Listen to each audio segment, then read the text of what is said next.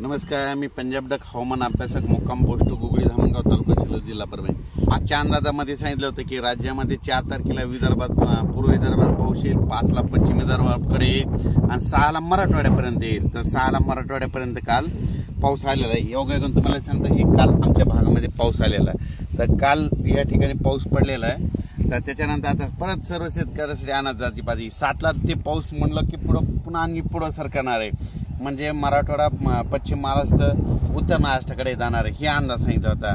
तर योगायोगाने सांगतो की आता 8-9 ला तो पाऊस आता राज्यामध्ये आता बराच पुढे सरकणार आहे, म्हणजे उत्तर महाराष्ट्राकडे, सातारा, सांगली तिकडे देखील जाणार आहे आणि मराठवाड्यात देखील बऱ्याच ज्या ठिकाणी नाही पडला त्या ठिकाणी ह्या 3 दिवसात चांगला पाऊस पडणार आहे। म्हणून ही खास करून शेतकऱ्यांसाठी आनंदाची बातमी। म्हणजे सांगायचं झालं तर राज्यामध्ये आपण सांगितलं होतं की राज्यामध्ये 4 तारखेपासून 11 तारखेपर्यंत पाऊस पडणार, तर तो पडणारच आहे। म्हणून ह्या सर्व शेतकऱ्यांना आनंदाची बातमी आहे, कारण की राज्यात एकदम पाऊस बंद होणारच नाही, म्हणून हा देखील सर्व शेतकऱ्यांनी अंदाज लक्षात द्यायचा।